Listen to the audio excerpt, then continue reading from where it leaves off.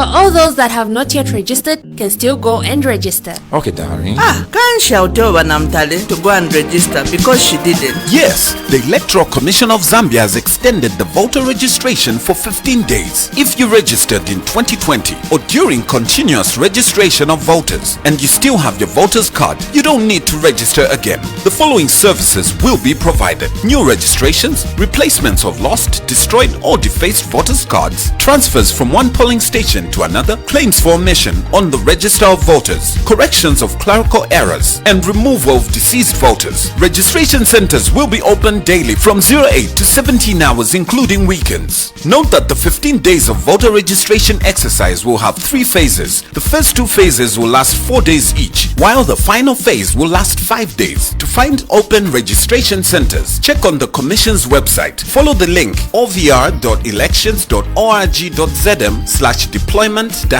or dial short code *214# on mobile phones or visit any district registration centers or civic centers across the country. Register now. It's your right. It's your choice. This message is brought to you by the Electoral Commission of Zambia. Here you can simply call me. Thank you so much for having us this evening.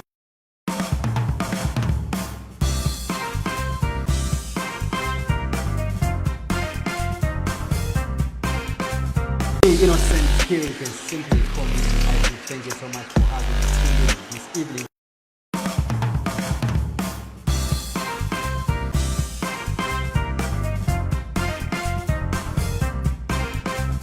Innocent, here you can simply call me. Thank you so much for having us this evening.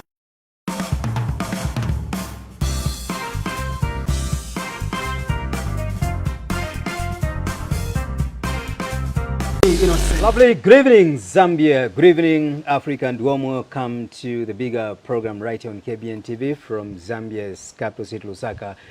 With me, Innocent Phiri. You can simply call me IP. Remember, we are on DSTV, channel 279, GoTV, channel 27, and also Topside Decoder, channel 102. The program is also live on our social media platforms. That's KBN Facebook page as well as YouTube. Now, we discuss national matters in the Republic of Zambia.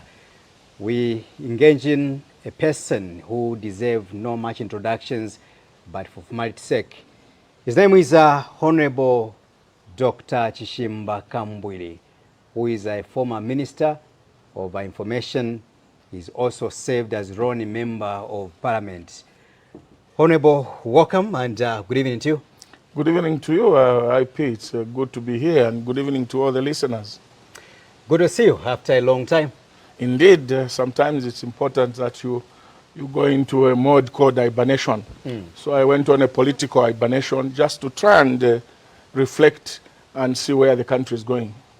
Wow. I know the country has been missing your voice and your presence, really. You are a prominent leader of this country. You've served in various portfolios in the Republic of Zambia. You've been a member of parliament for Roni constituents. Here we are. I know that you are just coming from the prison where you were jailed recently. How are you recuperating right now? Well, as you may be aware, I really suffered when I was in prison. I was very, very sick. Not because of anything, but negligence. Because, as you may be aware, I've got chronic diseases, diabetic and hypertensive, which needs doctor's attention from time to time. But when I was in prison, I was not afforded an opportunity to see the doctors. Despite all that, I've forgiven all the people that did that, because it's part of life. There's been a lot of politicians that have gone to prison. I'm not the first one, and I'm not the last one. Wow. But how are you, generally? Well, I'm getting better. Immediately I got out of prison, I went to see my specialist doctors in South Africa. They changed my medication, and my BP has now been maintained. My diabetes levels are okay. And yesterday I just came back from a review in South Africa where I was having a small procedure on my arm. You may be aware that I've had a problem since I was in an accident. But they've started a certain procedure which I cannot disclose, just to try and sort out my arm. the doctors advised me, because without the hamstring, I feel a lot of pain. But the doctor says, when you are feeling the pain and you are using your hand, that will be the process of healing. So I was advised to remove it, and I'm depending on painkillers, and it's getting better. The procedure that I had yesterday has even made it more comfortable.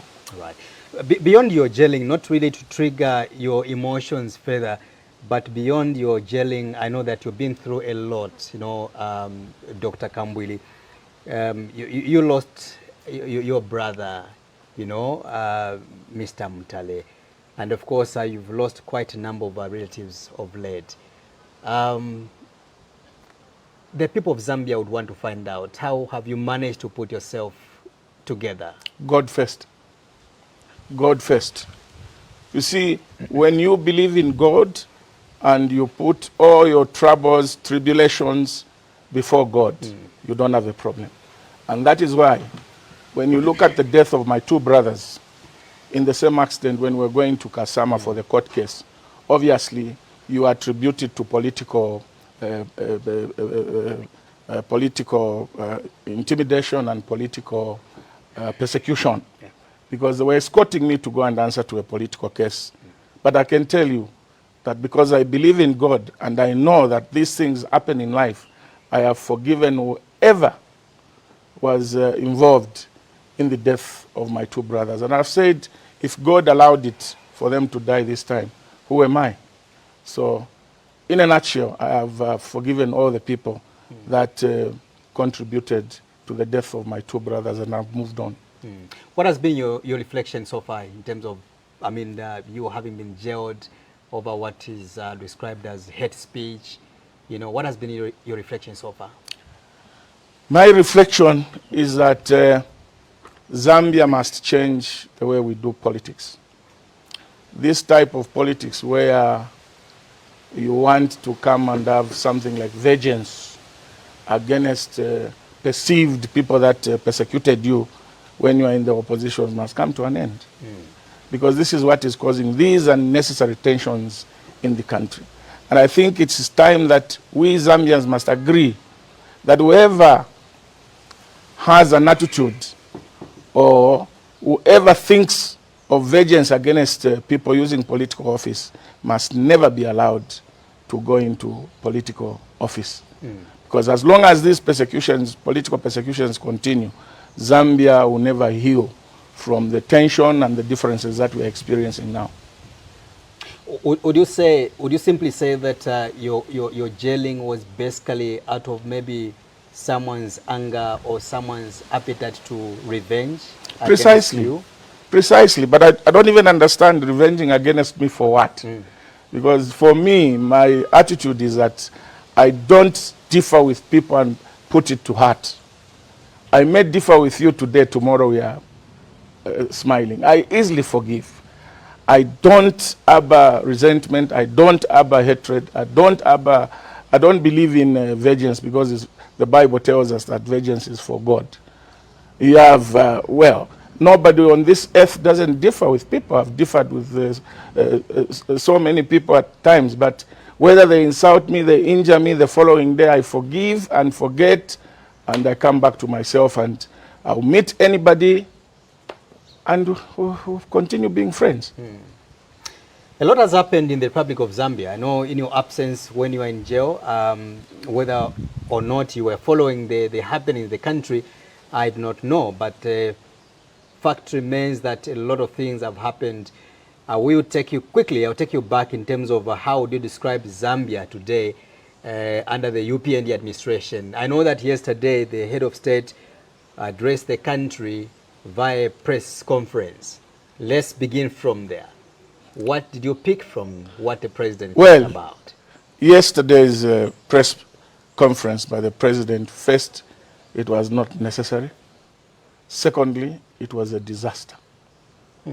It was a disaster because the president exposed himself for who he is. And that is very, very dangerous. You see, from the abundance of the heart, the mouth speaks. What the president portrayed yesterday, or what the president showed the people of Zambia, that he doesn't believe in national unity. He's not a person who believes in national unity. He's very divisive. And if nothing is done by maybe the church, the elders in this country, senior citizens, to advise the president to avoid certain statements in public, then Zambia is heading for a civil war or civil strife. Because where a person starts saying that certain regions were discriminated against in terms of creating new constituencies, that you hate me because I come from Southern Province, that certain regions have not been given an opportunity to participate freely in the affairs of this country, when the opposite is the truth. Kenneth Kaunda fought very hard to bring this country together. Kenneth Kaunda coined a motto for this country: one Zambia, one nation. And I get surprised when I look at the president's insistence on ethnicity. I am so shocked that the past 4 years, the word ethnicity does not skip on the mind of the president. Wherever he is, whatever he does, you hear him talk about ethnicity. I don't understand where he gets this notion that, certain tribes are not liked in this country, and that certain tribes, certain people have an idea, or they've made the decision that certain tribes can never be in the leadership of this country, when the opposite is the truth. So, if the president does not tame his language, tame his tongue, is going to throw this country into very, very serious problems. Particularly, let me pick this issue of him claiming that certain regions in this country have been discriminated against in terms of creating new constituencies under delimitation. That is an excellent lie. That is an excellent lie. I can give you statistics from my phone for you to see how the constituencies have been distributed in this country. Right. And in my view, the only region that can claim that they've had a low, they've not been treated very well, are people in Lusaka and on the Copper Belt. Why do I say so? It is because our constitution states that delimitation shall be done in accordance with the population. Population density is the basis on which you create constituencies. It's not geographical size. So to claim that certain constitutions are so large in geographical size and need to be delimited is an offside. Lusaka alone, let's pick Mandevu, for instance. Mandevu has got over 150,000 registered voters. Now, if they've got 150,000 registered voters, what is the population of Mandevu? Let's pick Monze, for instance, or pick Mporokoso, because Mporokoso, where I come from, is a very huge constituency in terms of geographical size. But the population is very small. Are you telling me that it is fair to give the same constituency development fund amount to Mandevu, who has close to 1 million or so residents, and then you go and give the same 25 to Mporokoso, which is large in terms of geographical size, but very small population. And if you are going to say that we are going to create two constituencies in Mporokoso, which has a relatively low density population, you are not being fair to the people in Mandevu. You are not being fair to the people in Mandevu. So when we look at delimitation, the first thing we should look at is the population.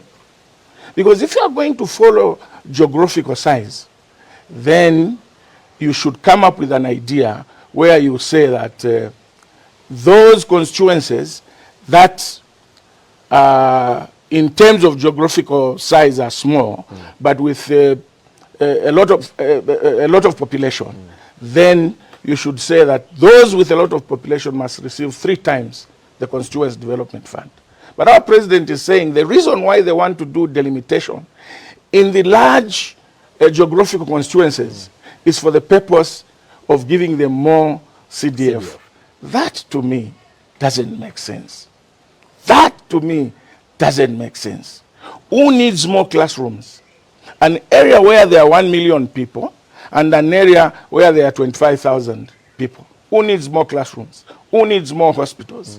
Now, if you are going to give more money to a large constituency which has a small population, and you give the same constituency to a relatively small geographical constituency but with more people, then you are being unfair. Equity is not there. So when the president talks about these issues of delimitation and creating new constituencies, he must have it in mind that you cannot give more money to a place like Mpolokoso where there are more trees than human beings. The whole purpose is to improve the living standards of the human beings. So if you give more money to Mpolokoso than you are giving to Mandevu, it means that you are being unfair to those in Mandevu and favoring the people in Mpolokoso. So this notion must not be accepted. And like I said, I can give you statistics of the distribution of constituencies in this country. And if what the president said, particularly about the people of Southern Province, is anything to go by, it's being unfair. How? To other regions. The statistics that I'm going to give you will show you that is being untruthful with his pronouncements. Let me just get this, these statistics.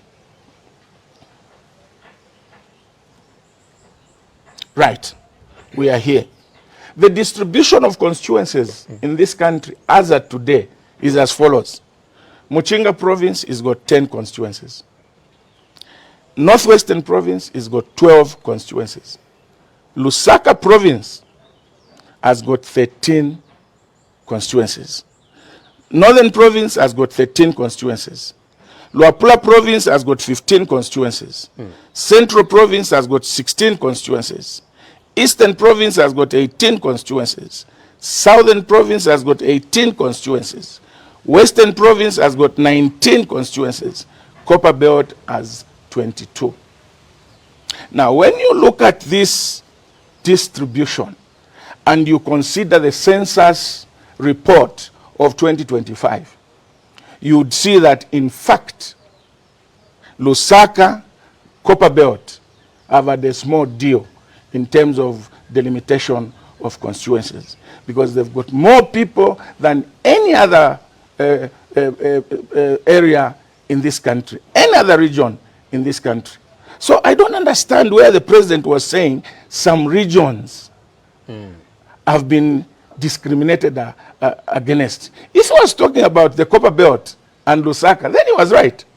But if he's talking about any other region, whether northern, southern, eastern, the distribution of the constituencies has been relatively fair to all of them. So the president was misleading the people. In fact, he's the one who wants to discriminate against certain areas in terms of creating constituencies. And I will justify my statement. Every year when there is delimitation, and by the way, delimitating constituencies is provided in the national constitution, and it says every 10 years. The reason is simple. Zambia is growing at an average of 3.5 per annum in terms of population. So you cannot keep the same constituencies when the population is growing at that rate.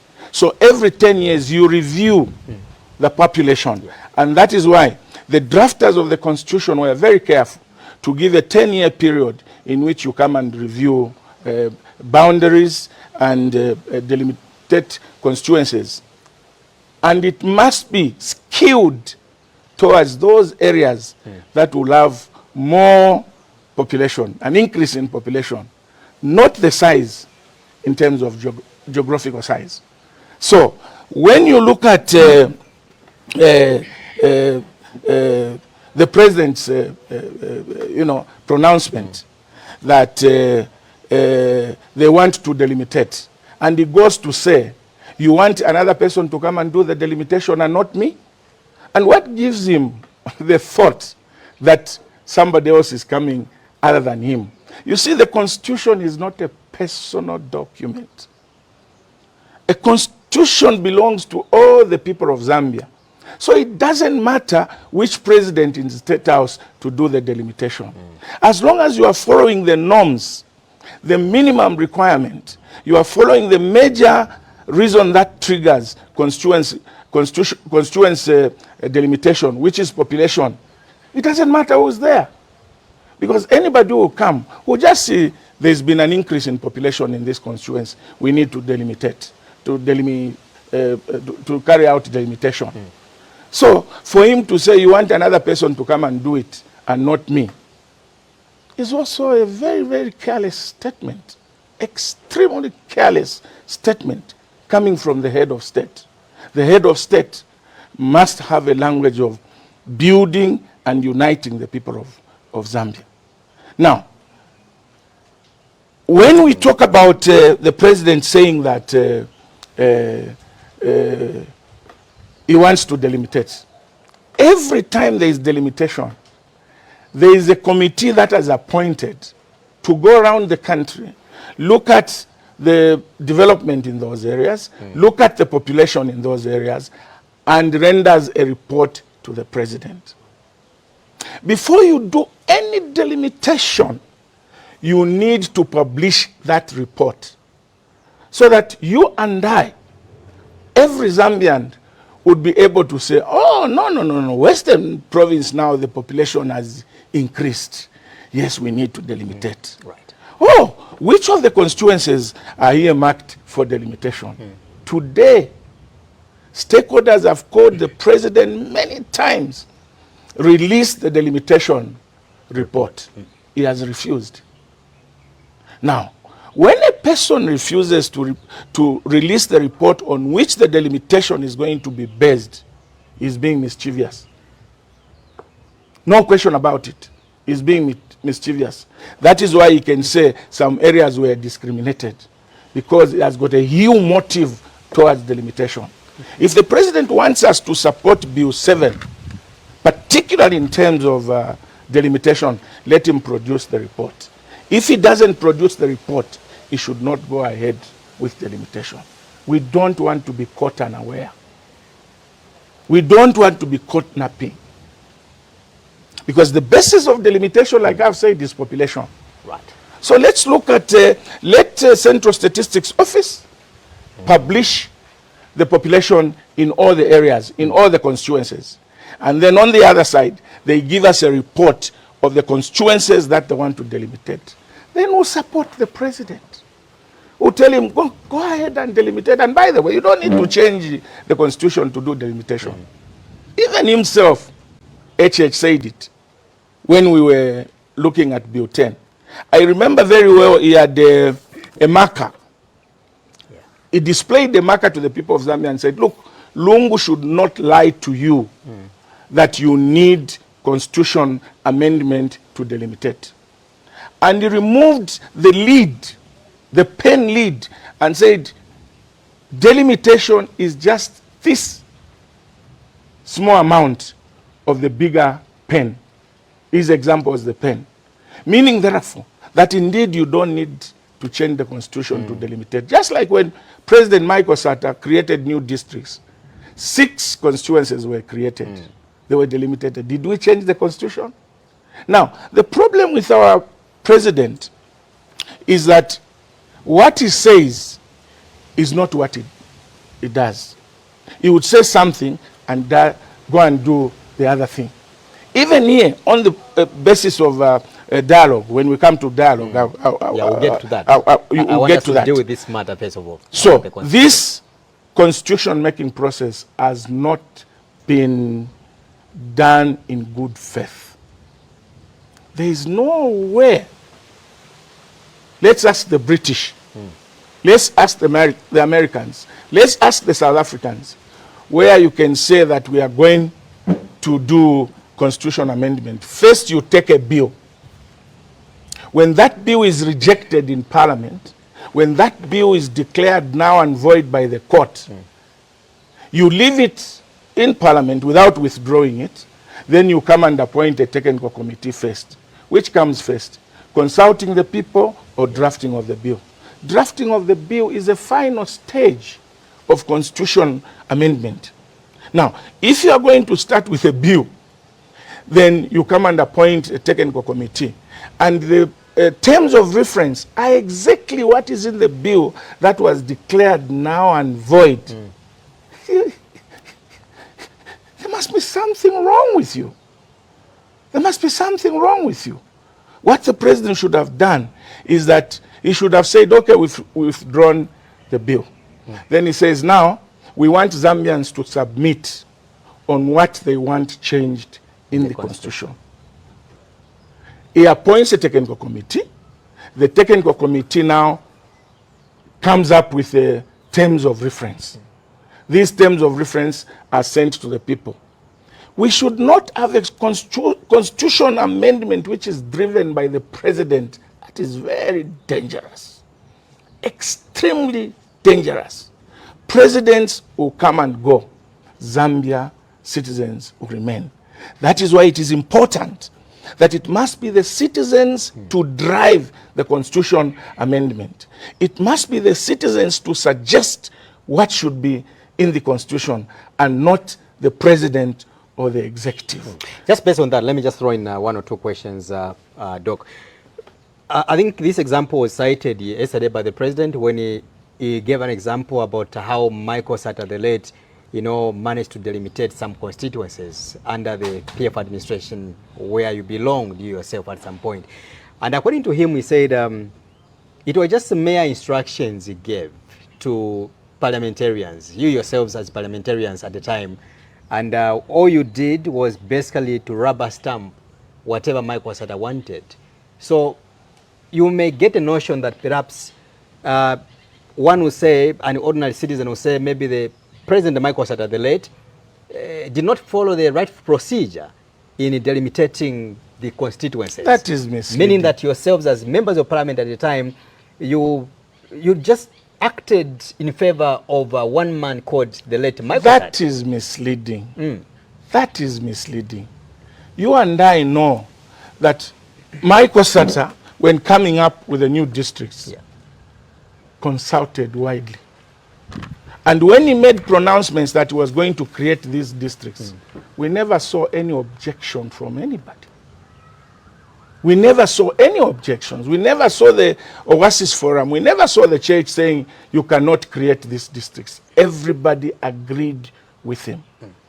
And when it was taken to Parliament to make a provision, legal provision, for those constituencies, nobody, not even the UPND MPs, objected.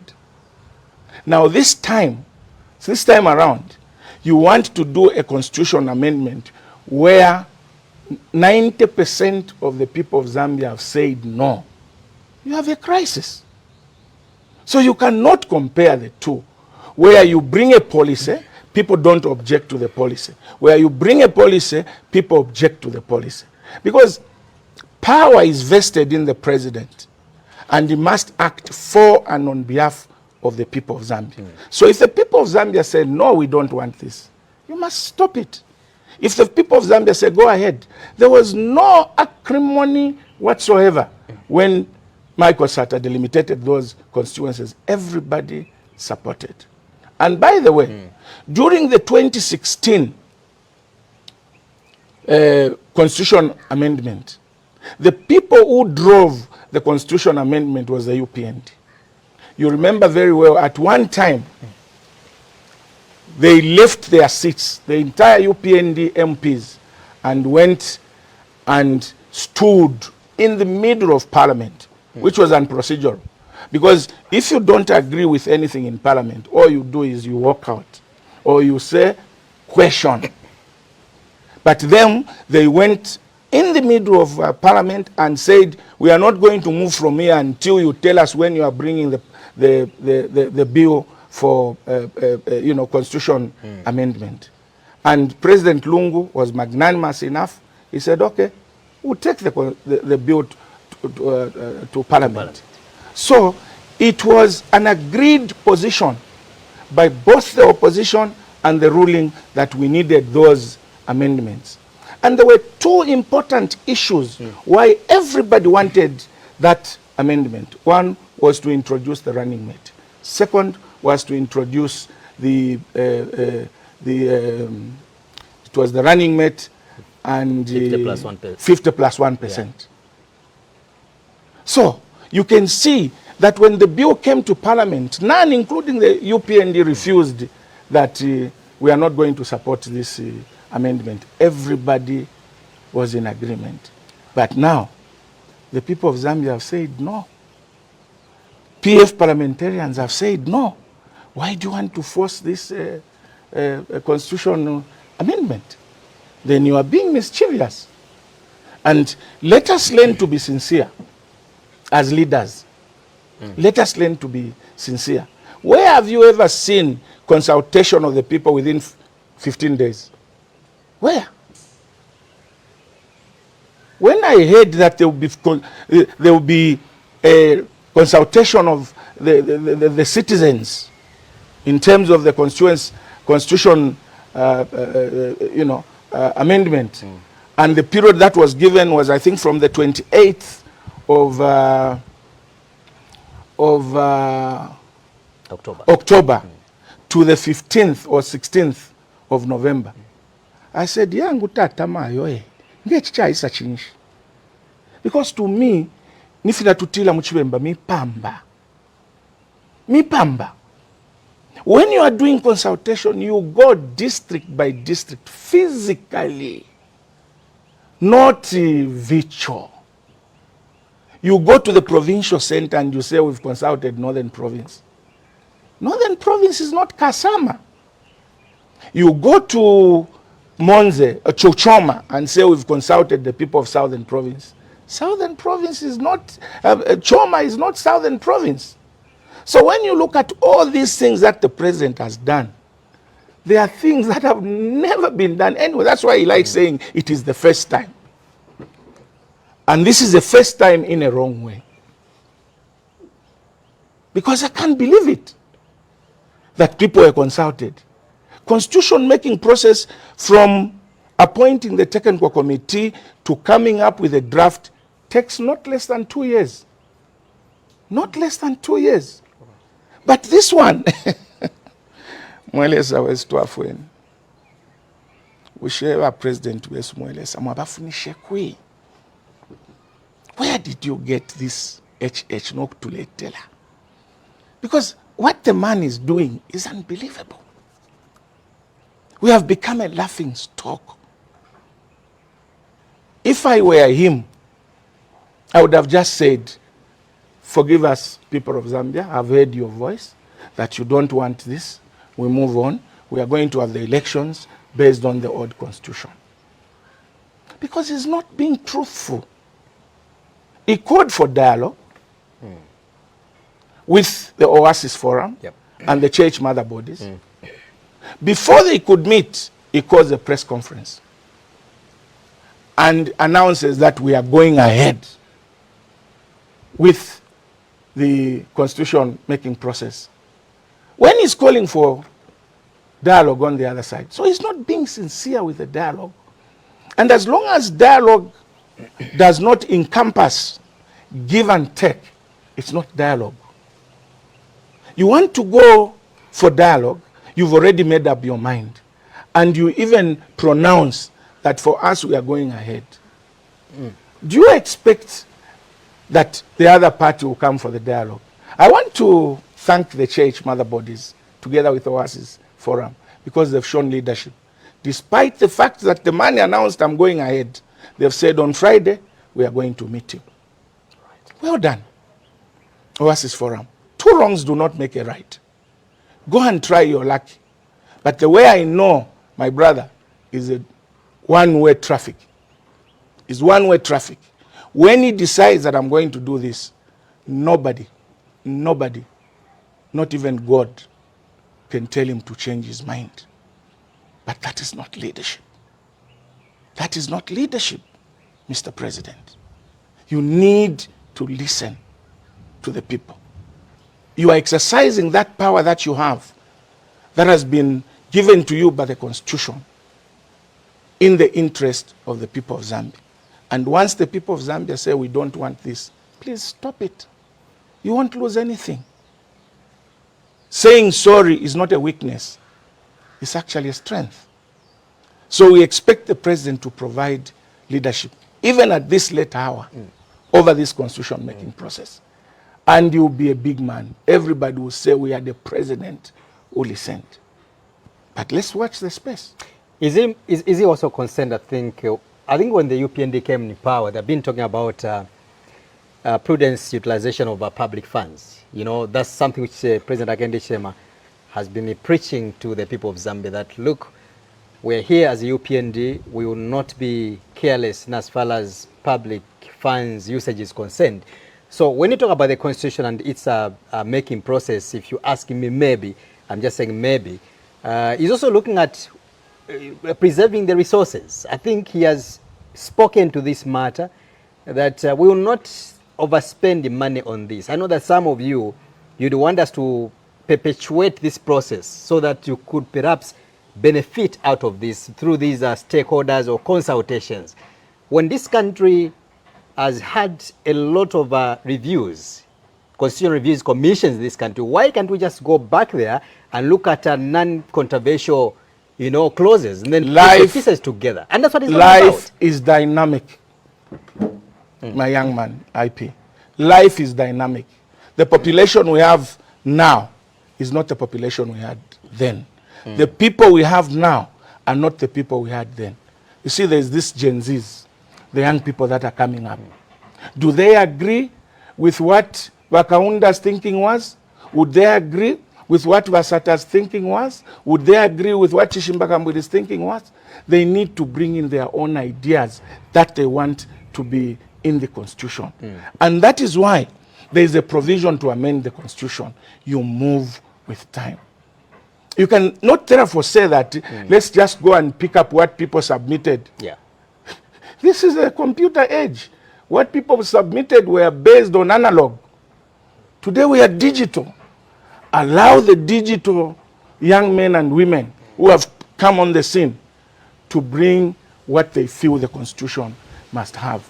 And by the way, there is no constitution-making process which is cheap. Right. There is no constitution-making process which is cheap. If the constitution-making process is cheap, the product will be cheap. So to say that we don't want, government has been spending money on a lot of things that sometimes you'd think is a waste of money. For instance, the most talked about Constituency Development Fund, if you follow it so much, you find that those loans, grants that they are giving, they are only giving among themselves as UPND.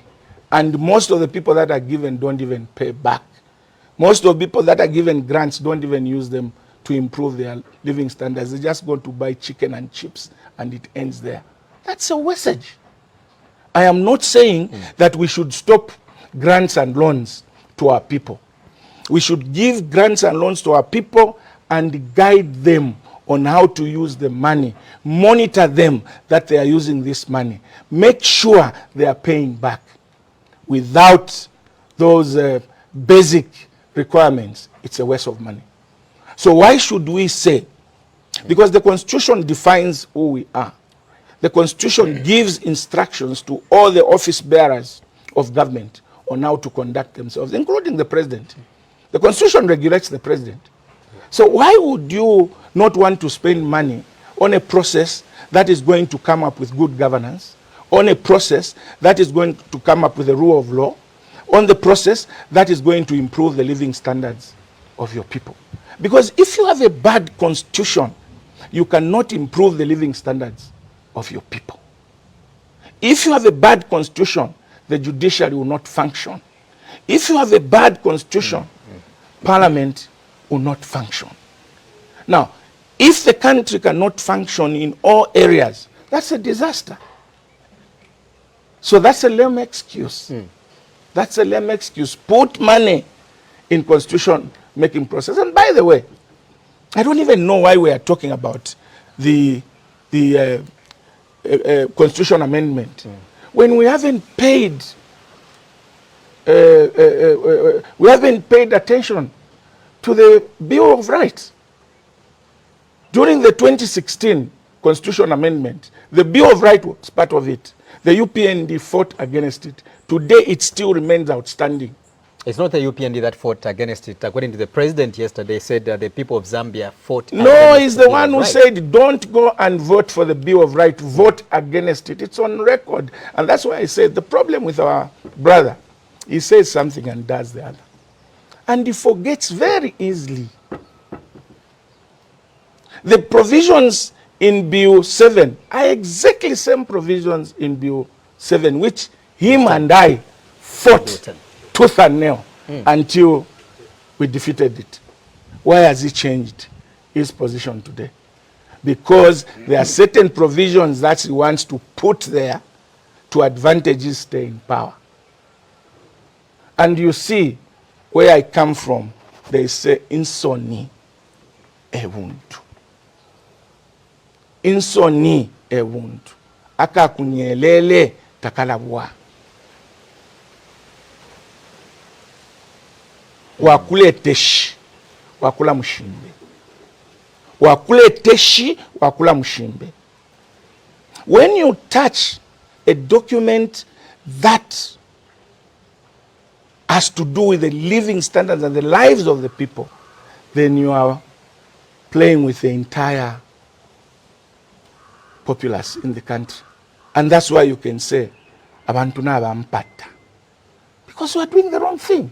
How does President Hakainde Hichilema today come and said, people hate me because I'm Tonga? When he was voted by 2.8 million people in Zambia, the largest. I think I remember I said maybe people hate this guy or this man because of where I was born from. That's what I'm talking about. I didn't choose where that's what I'm talking yes. about. Why would people hate him today because he comes from Southern Province? People are complaining.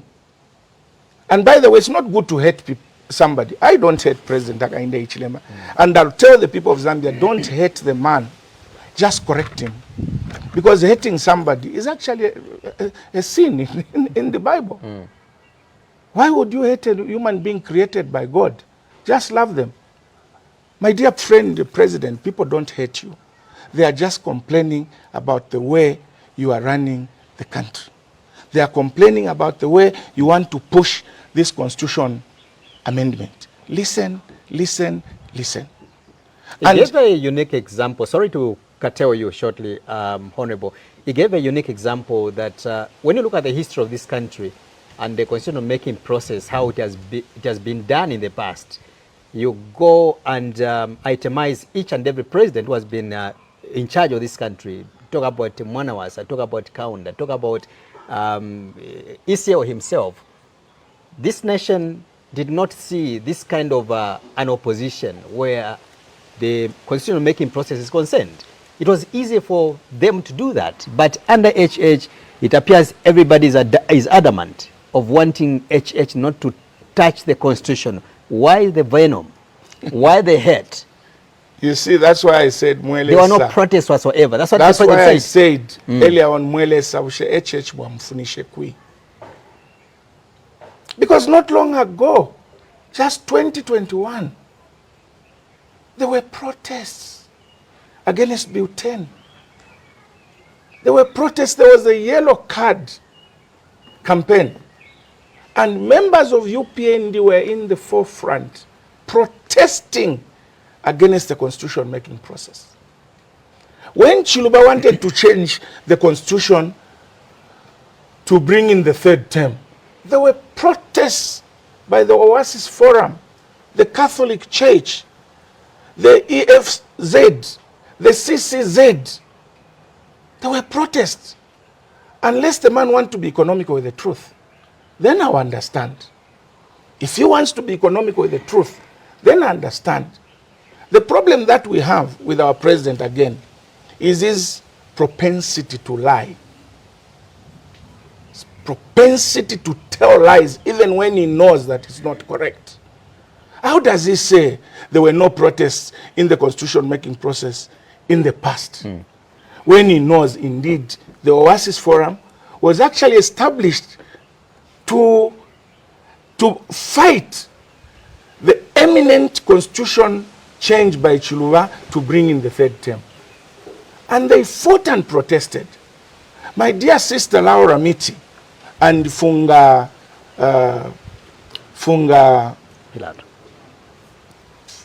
whatever is called Pilato were arrested in Great East Road when they're protesting against Bill 10. And when they were arrested, they were taken to court.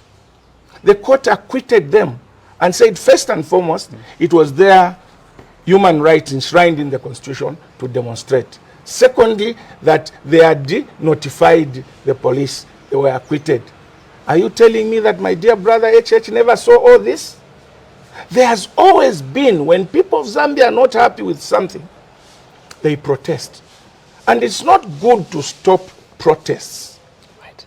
Protests are a reminder to those in authority that we are not happy with this. And I don't think in the last 4 years of President Hakainde Chilema's leadership, we have seen any protests. That is being undemocratic. We've seen them. We've only seen them on one side. Examples. We've seen them on one side. Right. We saw the University of Zambia marching from the University of Zambia campus to State House in solidarity of his leadership. That was okay for him.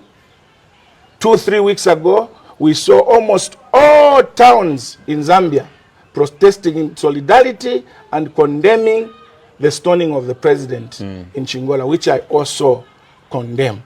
You cannot stone the president or the office of the president.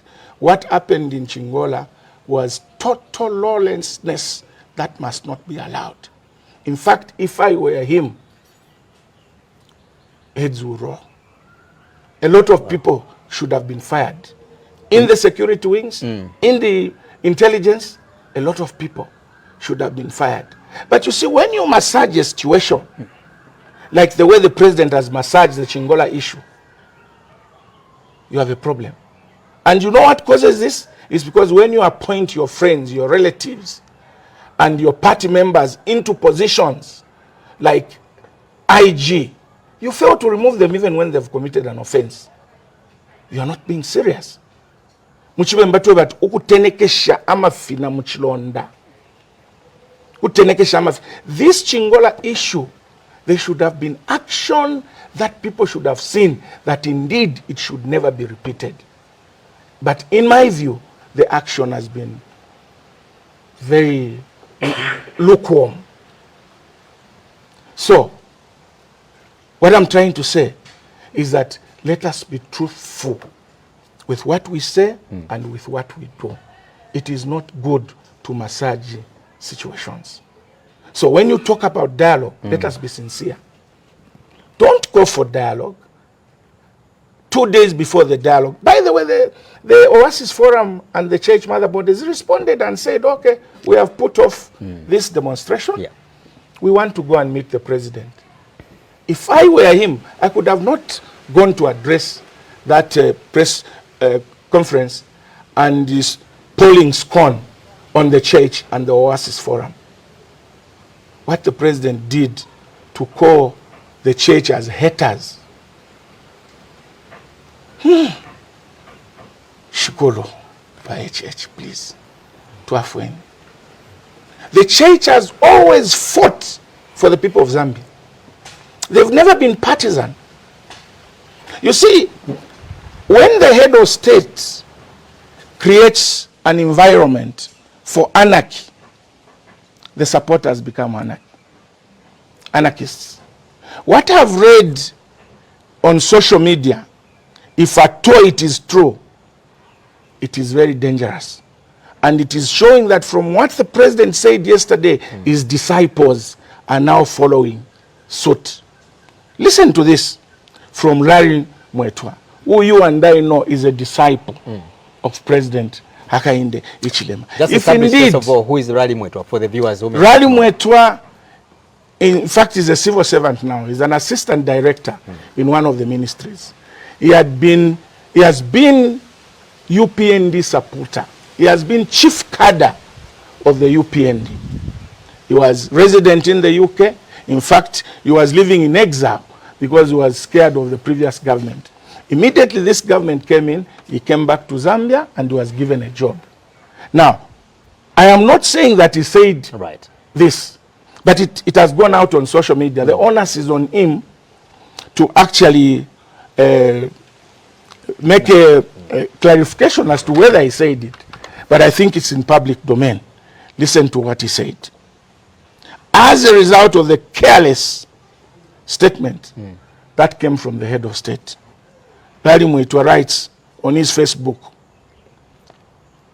it is alleged, he wrote on his Facebook to say that, where is that Larry Mwetwa? It's reported by Nkani. It says that the Catholic Church hates the Tonga people. They think that they are not Zambians. We are in trouble. We are dividing the nation. I am a Catholic, devoted Catholic. We have a lot of Tongas in the Catholic Church. How would somebody say the Catholic Church hates Tongas? That is a very careless and divisive statement.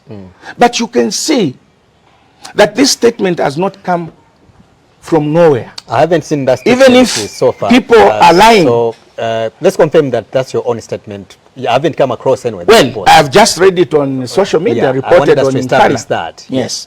And Nkani is a well-known site.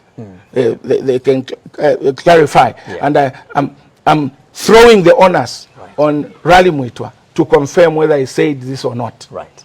I am not 100% that he said it, and I'm not accusing him of anything. But I'm only giving an example. Right.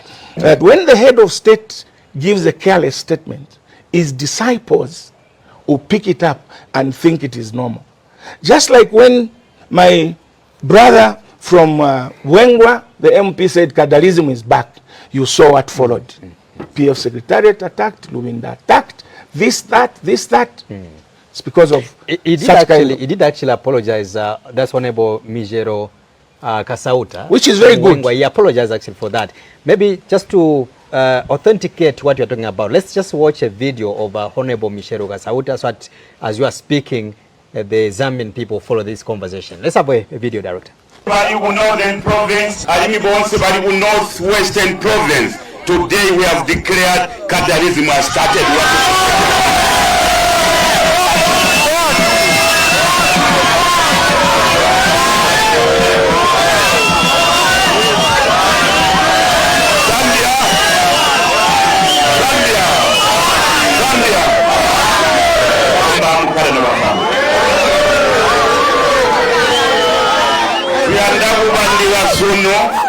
Bamboguzwa izindi ba president ne bagita declare no cadarism. Uzwani bagita declare no cadarism. Twabona gwamba uti ba president babaderera alimi twabona gwamba uti alo inkamu bayiderera. Now we want to show them the way we are.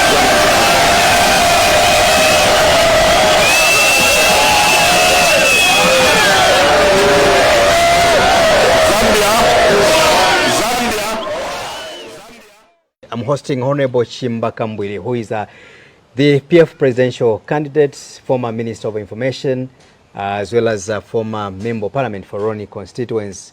We are diving into various issues, of course, ranging from the press briefing or press conference, as it were, addressed by President Hakainde Hichilema. That's a video, Honorable, you referred to. Yes, that's exactly, precisely the video that I referred to. So after my dear brother said that, and the Copper Belt minister also said, made similar sentiments, the Minister of Transport and Communication tayari said similar sentiments, the cadres thought we have now been given an instruction, a blank check, to go and commit cadreism, to go and do these things, because our leaders have given us a go-ahead. That is the danger of the president being careless in addressing the nation. When the president comes to address the nation, we expect nothing but decorum. And the message that comes from him must be that of building, national building, and not dividing the nation. You see, my brother, what he's trying to do is trying to secure the Southern Province vote.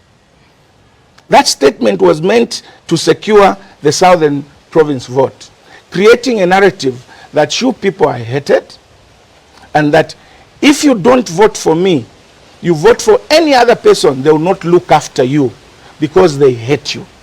That is dangerous. I want to appeal to my good brothers and sisters, Bamunyinane, mweba Southern Province.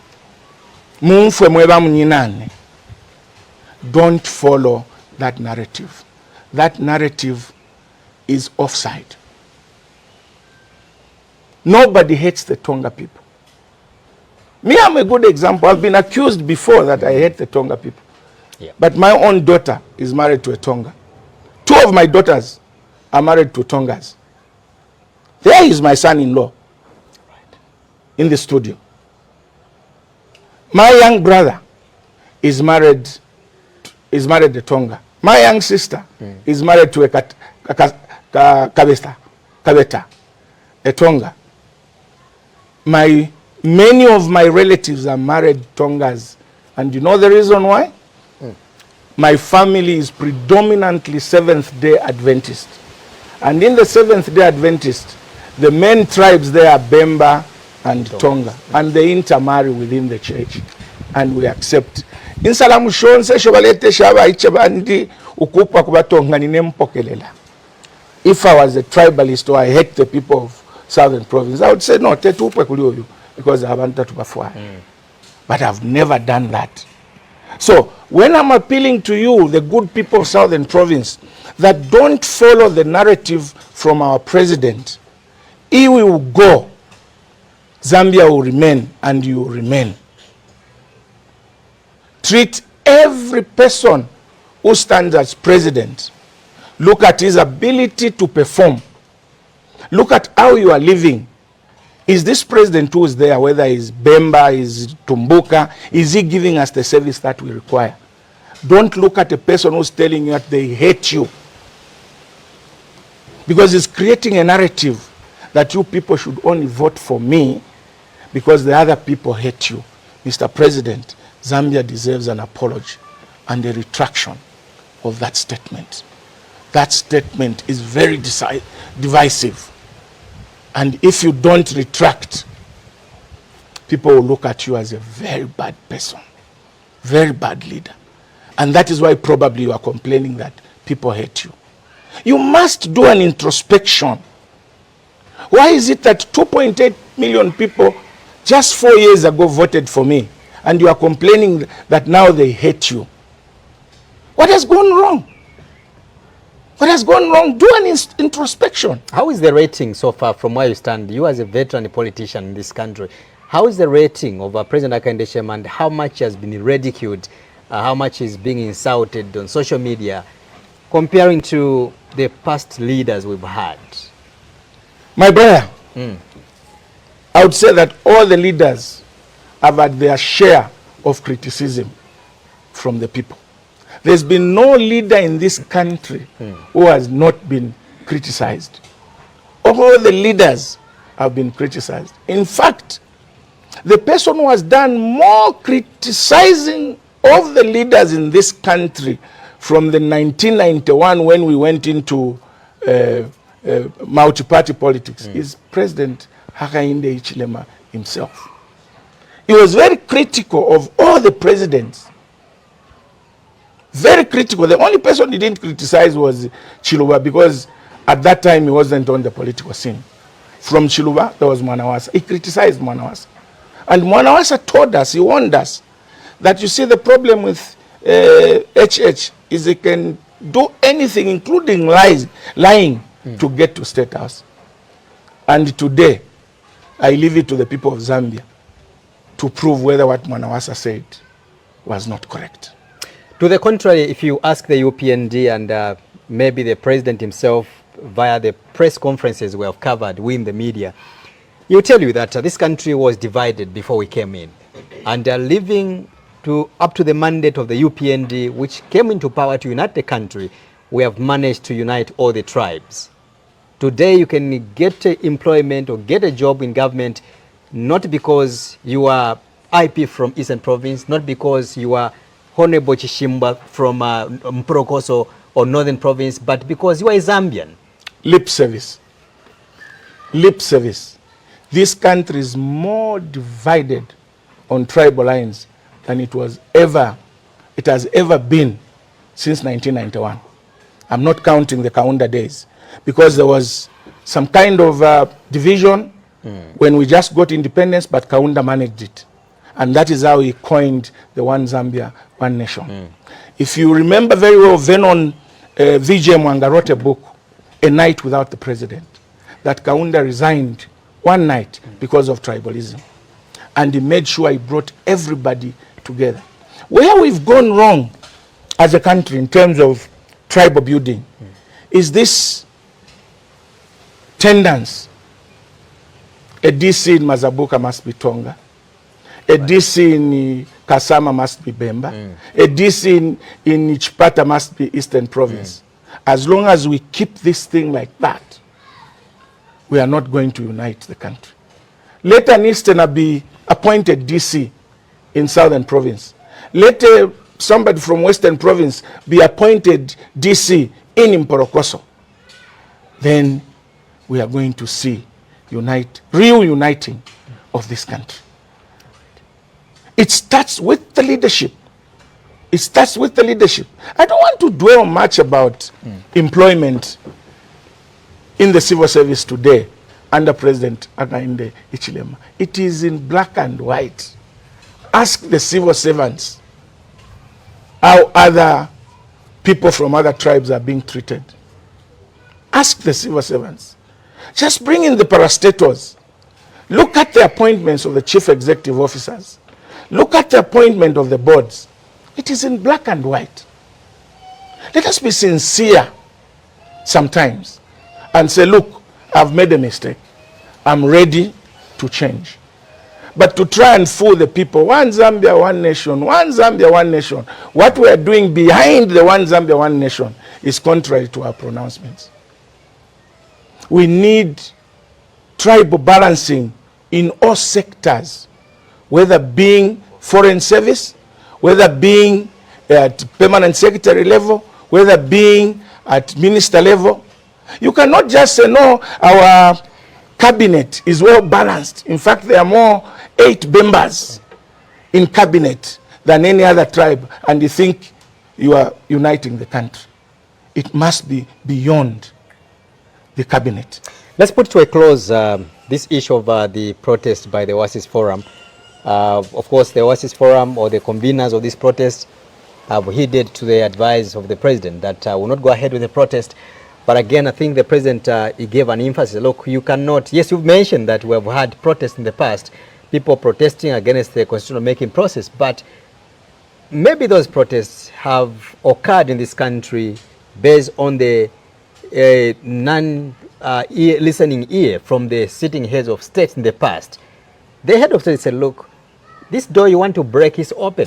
Why should you come and break State House door, which is your office, and yet I'm available to receive you. I'm available to hear from you. Can I tell you something for nothing? Please. Having gotten close to my brother and worked with him for a very short time, Me, I'm able to read a person within a very short period of time. The problem that my brother has, what he calls dialogue, is not actually dialogue at all. When he invites people to State House that let's dialogue, instead of listening from them, he goes to lecture them.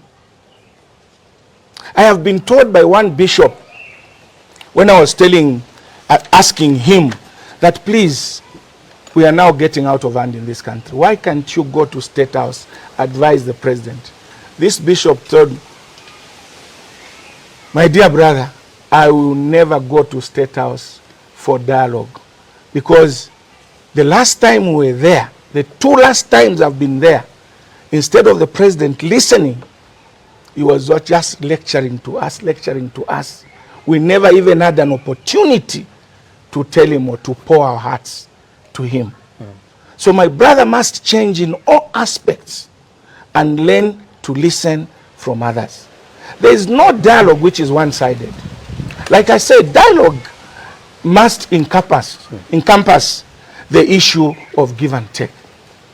If you are dialoguing and one doesn't want to give or take, then you expect the other side just to take, then that is not dialogue at all. That is not dialogue at all. Just like the situation we are talking about, the issue we are talking about. The Oasis Forum says we'll meet the president, and the date is on Friday. On Tuesday, the president holds a press conference, and he says, I'm going ahead with constitution amendment issues. Now, what is that? What dialogue are you talking about when you've made up your mind? Ichivemba chitila tabashashilelola. Ichivemba chitila tabashashilelola. What that simply means, don't leave things hanging. When you start something, when you start dialogue, finish it, conclude, and let the issue be a buried issue which will never arise again. You stood against Bill 10 of the PF administration under your late brother Edgar Chagwalungu, the party you belonged to at some point. You fought Bill 10 tooth and nail. Today we are dealing with Bill 7 under the UPND. Of course, earlier you mentioned that the clauses or the proposals are almost the same. Of course, there's some other new proposals in there, such as, for example, the reduction of work experience of one to be appointed as a secretary to the cabinet. That is something new which has come via Bill 7 of the UPND. But the question is, what is your, I know you want to comment on that, but what is your position? Should we go ahead and amend the constitution? The argument from the UPND, and the president challenged the country. Can you tell me when is the right time to amend the constitution? Because the constitution can be amended at any time. So the issue of having elections or getting done with elections is null and void, according to him. First and foremost, let me comment on the provision of reducing the experience period for one to be appointed as secretary to the cabinet. Surely, people of Zambia, you can't see the idea behind it. Which Zambian or which civil servant cannot see the idea behind it? President Hakainde Hichilema wants to appoint his own people, his own person. But among the people that he has, nobody has the 10-year experience. If I were Patrick Kang, I would know that I'm on my way out as a result of that amendment. We wanted, as Zambia, from the beginning, that a person who should be civil servant number 1 must have a lot of experience at permanent secretary level before he's appointed at at the position of secretary to the cabinet. Why do you want to reduce it? You want to bring qualified people to run the civil service? No, Mr. President. No, by UPND. That is not right. The secretary to the cabinet must be a person with requisite qualifications and a lot of experience. Because when you mess up the civil service, you mess up the lives of our people. There is no way that a permanent secretary who has only been permanent secretary for 5 years can go and supervise certain permanent secretaries who have been there for 7, 10 years. Permanent secretary who has no institution memory to go. Leave that clause the way it is. You have a pool of permanent secretaries who have been there, some of them from the Kaunda days.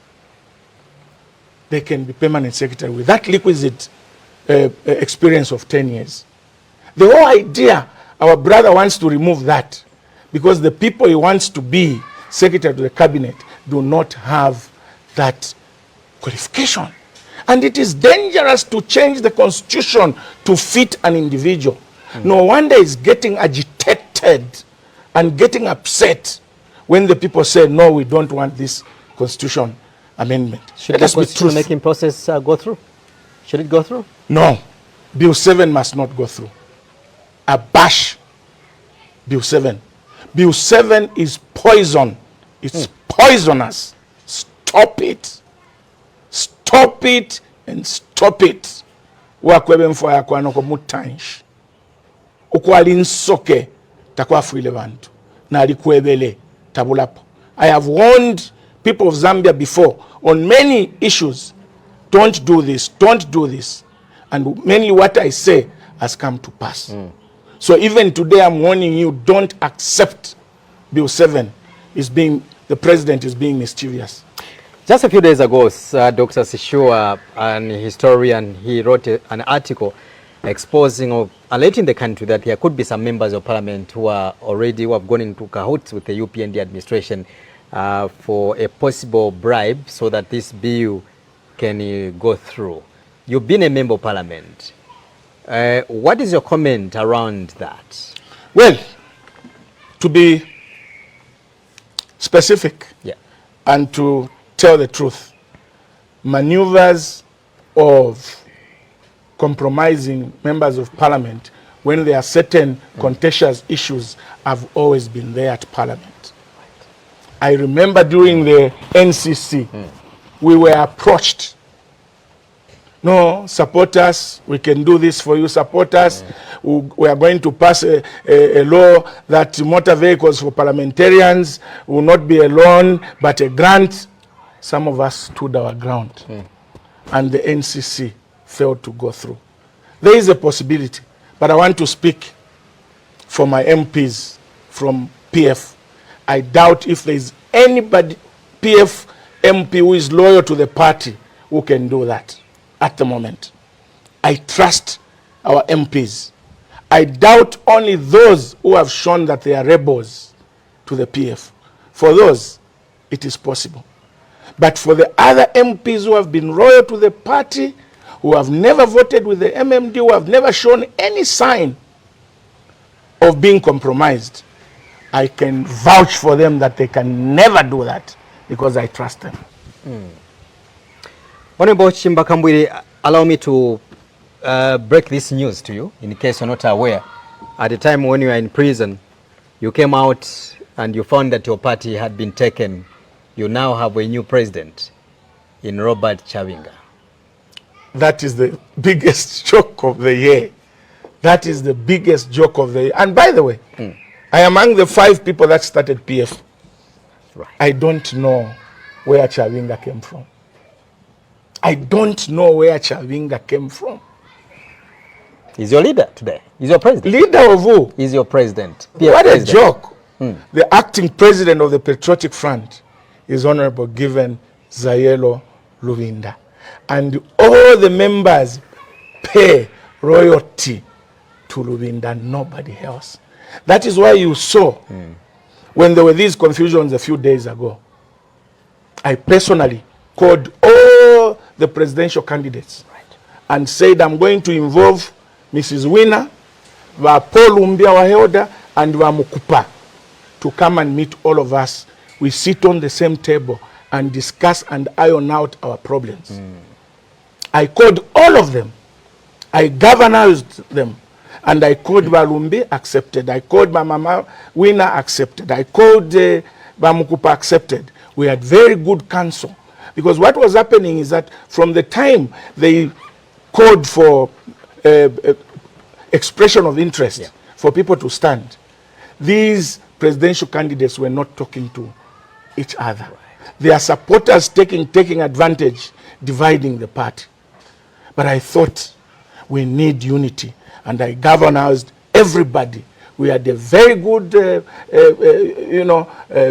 discourse, and today I can lift a phone and call Monduvile. Today I can lift a phone and call Makebi Zulu. Equally, Makebi Zulu can lift a phone and call Luwinda. Luwinda can lift a call. Anyone. That is the way it should be. Where does it bring Chawinga in? Having a paper without followers is as good as having an ATM card with a zero balance. Having an ATM card with a zero balance. That is what Chawinga has. When he calls a press briefing, he's alone. Have you ever seen a political leader who is always alone? Then he has no following. But we respect the decision of the court in terms of the injunction. Because a court order or an injunction, whether right or wrong, defective or not, must be respected. Right. Because we are a law-abiding party and we law-abiding citizens. Even if we suspect that there's some foul play behind the scenes, once the court says this, we must follow. So this means that the convention is not going to be held. I'm not the authority on that, but I can only tell you that the party is a law-abiding party. Can your political party really bounce back come 2026 with all this confusion? And I will marry this to what President Hakainde Hichilema said yesterday. I think he was asked about that question to comment regarding the confusion in the opposition, although he didn't get deep into it, these being private issues. But I think something profound he mentioned was that it will not be easy for anyone or for him to be removed out of power come next year. The problem he said you have to work hard. The problem is he has no political experience. He has no political experience. But this is the same person who beat you as a PF in 2021. No, I'm not talking about winning elections. I'm talking about looking at issues in the correct perspective. For instance, he says, I don't know what he said about the confusion in PF. Amid this confusion comes a very good and positive thing. You know, democracy is about people aspiring, so many people competing. And where there is competition, there are bound to be differences like what is happening in the PF. But once that is sorted out and everybody comes together, you remember what happened when President Michael Sata died. There was confusion and HH took advantage and said, let him be complacent. Let him continue to be complacent that there is confusion in PF. Akamonecha lengele imbwa no kwata amaseno. So for me, this confusion in PF is very healthy. Unless takuli abantu, it cannot be resolved. Look at what was just happening in 2 days. It's gone. It's resolved. So out of this confusion, but I'm not encouraging the confusion. But all I can tell you is that out of confusion comes good things. Mandela was in prison, beaten, insulted. He became president. Jesus Christ himself, before he died, he told us, when women were weeping, oh, our Lord has been beaten, our Lord has been insulted. He said, women, do not cry for me, cry for you and your people. I'm telling HH, don't cry for PF. Cry for your UPND and your mistakes. In PF so far you are, I think, over 9 or 8 presidential aspirants so far. All of you want to become presidents of the PF.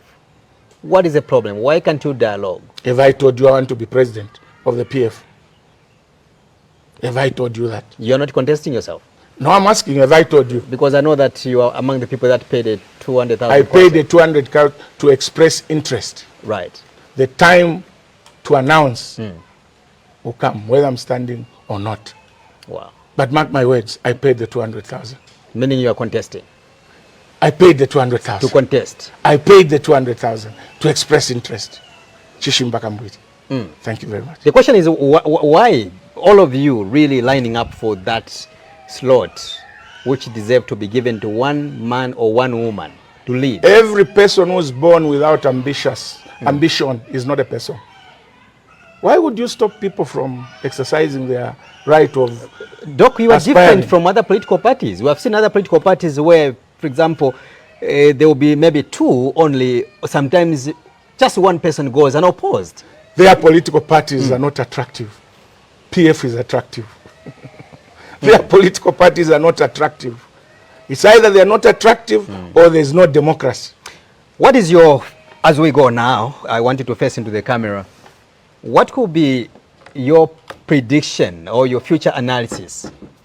Can the UPND return power? And how has been the performance from the economic aspect? UPND came into government to deliver development. Have they delivered to guarantee them another victory come next year? What is your opinion? You know, one time, I'll tell you something. One time, we were campaigning as PF, and I think it was in Ndola. There was a young man who was competing with Banakawandami. He was competing with Banakawandami to be adopted on PF ticket, and there was a big fight. PF will remember that. So this young man came to the stage and said, ninendeba MP, I'm the incoming MP. Mwalinjishwa sana ndewina, paka fwensofu, paka benshi ndewina. Umuntu mwaishile imyoku kwebere. Iwe, uleba tuka wina, nangu chikabeshani, ni wano kwa baka la vota. Uleba tuka wina, nangu chikabeshani, ni wano kwa baka la vota. Fwe vota ni fwe. So, the people of Zambia have looked at the performance of the UPND. And the onus of voting a government in lies in the people of Zambia. Even if the president can say, wakakose sana. Nibani aleba wakakose. PFU, citizen first, or no, he's telling the people of Zambia, mukakose, bakumfuni hapo. But if the people of Zambia have decided to remove him, if they have decided not to remove him, he will remain. So let us be careful as politicians what we say when we are excited. To say bakakose sana ule tunfi abena Zambia abakuvotele when nokubombata wabomba is an insult to the people of Zambia. If I were HH, I would have said, I would depend on the people. I have performed and the people will vote me. But to say bakakose banan, even here, I cannot say that, no, PF would definitely win. We are relying on the vote of the people of Zambia. But if it happened in Malawi, it can happen here. Thank you. Doc, allow me to appreciate you and thank you so much for spending time to speak to the people of Zambia via KBN TV. You are a prominent leader in this country, as I mentioned earlier on in my preamble.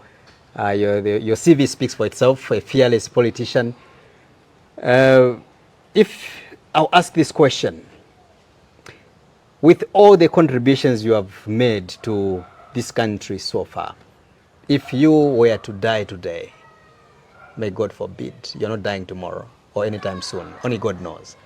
But if you died today, how would you want citizens of this country to remember you and the voice you have? That I spoke for them, I spoke for the poor, and I'll continue speaking for the poor.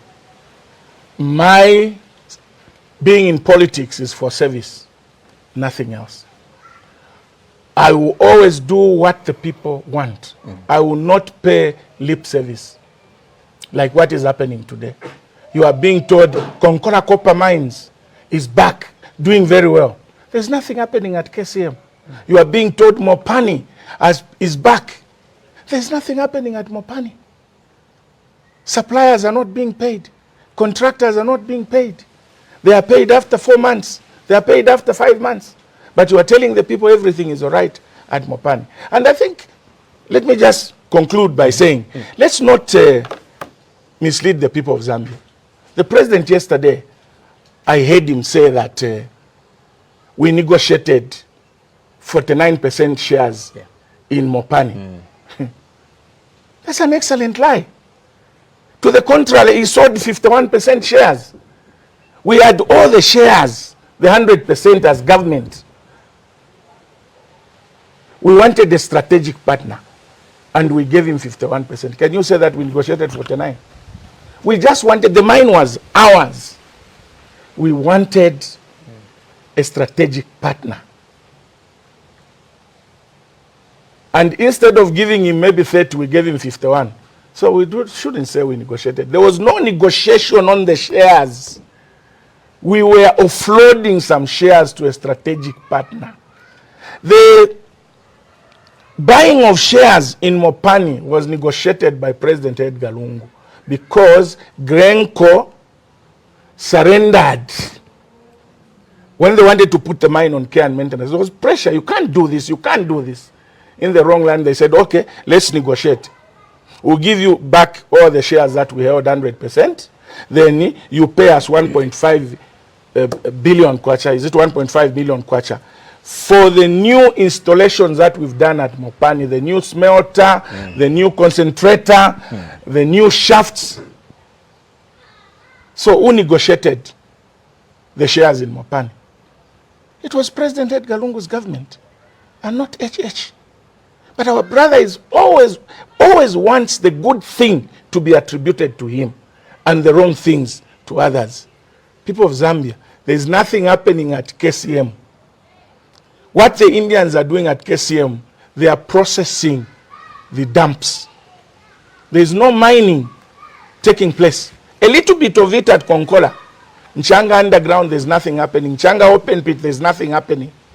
So where our president gets information, Kabuswe, if you are lying to the man, you are being unfair to him. Secondly, Luansha mine. No, Luansha mine is back. 2,000 people have employed. Where? I live in Luansha. They are just still, pumping out the water.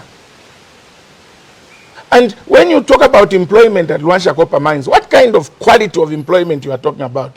What we want to see at Luansha is that if there will be people employed, let them be employed directly under Luansha copper mines. Don't take them to 15 MCC. Don't take them to contractors, because these contractors pay them 1,500 a month. And how do you expect a miner to survive with 1,500 kwacha a month? If you are creating employment at Mopani, let people be employed direct by Mopani. Because even those 2,000 jobs they are talking about, they are with the contractors who are paying people 2,500, 1,500, and you call that employment creation. If you are with HH in one room for just even a minute, what message would you tell him if you are to meet President Hakainde Hichilema today? Stop telling lies. Be real. Be realistic. Stop praising yourself. Let the people of Zambia praise you. Muchibemba beba tetuli shengoma we mwine no kushana ole shana. Tetuli shengoma we mwine no kushana ole shana. So this idea of we've done this, free education, we've done this will not help. What will help is let the people realize, yes, the president is working. This is what he has done for us. And let the people be coming to you and say, you have worked, Mr. President. Well done, Mr. President. Not when you are holding a press briefing, ntoteleniko. Tamletotesha, ukutamle yasuka. Tuambio, Zambia forward, this corner, this corner. When people are not responding, they are not happy. Doc, thank you so much for coming through to KBN TV. Thank you very much. Great. But let me say one thing. What the Oasis Forum and the church mother bodies have done is not a weakness, it's a strength. When you take your fights, to the Lord in prayer, spiritually, you'd win easily than a physical fight. what they have said, instead of going on a demonstration, we are going to have a prayer rally at the Cathedral of Jesus Christ the King. That's the way to go. You know, when somebody wants to poke you to commit a wrong, tell them, I can't do this. I'll do the right thing. This is what the Oasis Forum has done. See you at the Cathedral for the prayer rally. And I appeal to all the people of Zambia in Lusaka, please, let's go to the Cathedral for the prayer rally. I thank you. Thank you so much once again, Honorable. Thank you. Thank you. Right, I've been speaking to former Minister of Information as well as former Member of Parliament for Roni constituents, Honorable Dr. Chishimba Kambwili. Thank you so much. This is IP on the bigger program on KBN TV. May God bless Zambia. May God bless Mother Africa. Good night. Innocent Phiri can simply call me IP. Thank you so much for having us this evening.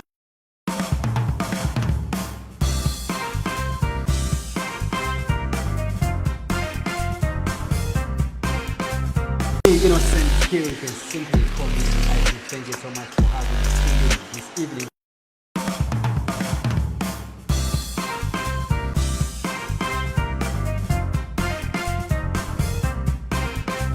Innocent Phiri can simply call me